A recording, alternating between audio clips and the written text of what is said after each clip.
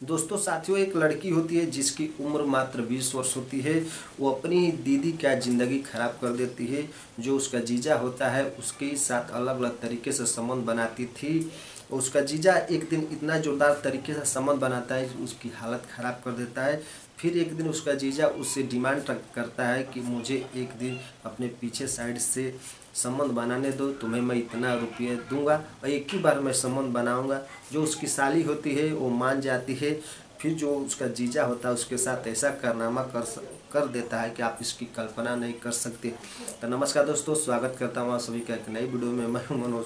दोस्तों, एक कहानी उत्तर प्रदेश का एक बलिया जिला पड़ता है। बलिया जिले के अंतर्गत एक छोटे से गाँव के वहीं का रहने वाला एक व्यक्ति होता है जिसका नाम सामू होता है, जिनके 6 बेटे होते हैं।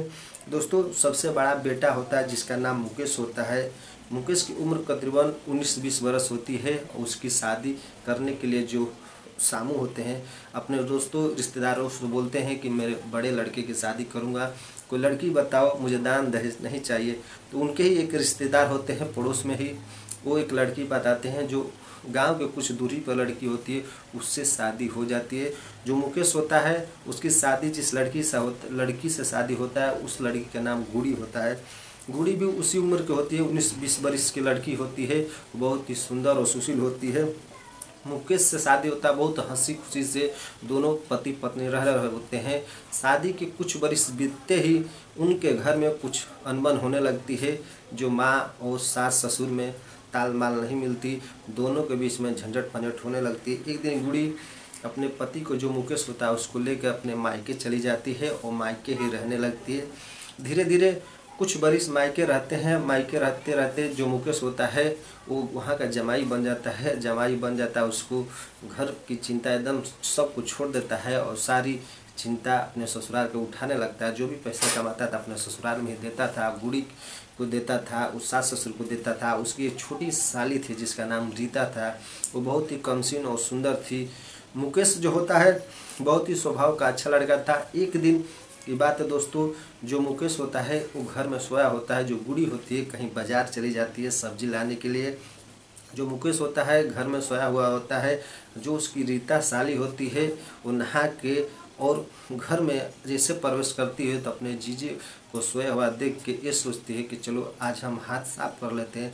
फिर दोस्तों क्या करती है, वो अपना पूरा शरीर के कपड़े उतार देती है, निवस्त्र हो जाती है और अपने जीजे के बेडरूम में जाके सो जाती है। बेड पर सो के वो कंबल में ढुक जाती है। ढुकने के बाद जो मुकेश होता है उसके ऊपर हाथ फेरना चालू कर देती है, उसको उत्तेजित करने की कोशिश करती है। जो मुकेश होता है कुछ देर के बाद वो कंट्रोल कर नहीं पाता है और उत्तेजित तो हो जाता है। फिर उसके साथ जो साली होती है, जो रीता होती है, 19-20 वर्ष की होती है, वो बहुत ही कमसीन होती है। उसके साथ वो शारीरिक संबंध बनाता है। शारीरिक संबंध इतनी जोरदार तरीके से बनाता है कि उसकी हालत ख़राब कर देता है। जो रीता होती है उसको सुख मिलता है, जो ये मुकेश होता है उसको भी सुख मिलता है। दोनों ही बहुत खुश होते हैं और शारीरिक संबंध बनाने के बाद दोनों अलग अलग हो जाते हैं। कुछ देर बाद जो उसकी बीवी मुकेश की होती है गुड़ी, जो रीता की बड़ी बहन होती है, बाजार से घर आती है। दोनों मुस्कुरा रहे होते हैं। वो देख के वो नर्वस होती है और उसके मन में कुछ शंका होता है कि आज मेरी बहन और मेरा पति मुस्कुरा क्यों रहे हैं मुझे देख के। फिर वो कुछ इस बातों पे ध्यान नहीं देती है, चुपचाप घर में आती है, सब्जी रखती है, फिर बाहर चली जाती है। ऐसे कुछ हफ्ते इन लोगों का संबंध जीजा साली का चलता है। फिर एक दिन खेत गई होती है। खेत के जाने के बाद जो रीता होती है और जो उसका जीजा मुकेश होता है दोनों संबंध बनाने लगते हैं। बनाते संबंध जैसे बनाना स्टार्ट करते हैं, कुछ ही देर बाद कुछ काम आ जाता है। उसी वजह से जो गुड़ी होती है घर रिटर्न आ जाती है। घर रिटर्न आती है तो दरवाज़ा बंद रहता है। फिर वो ठकाती है तो दोनों अपने अपने कपड़े पहनते हैं और साइड हो जाते हैं। फिर जो गुड़ी होती है रीता से पूछती है कि इतना दरवाज़ा बंद करके अंदर क्या कर रही थी। तो जो रीता होती है बोलती है दीदी कुछ नहीं, वो कुत्ता बार बार घर में आ जा रहा था इसलिए मैं दरवाज़ा बंद की थी, इसीलिए मैं सोची खाना नुकसान में हो जाएगा, मैं झाड़ू लगा रही थी।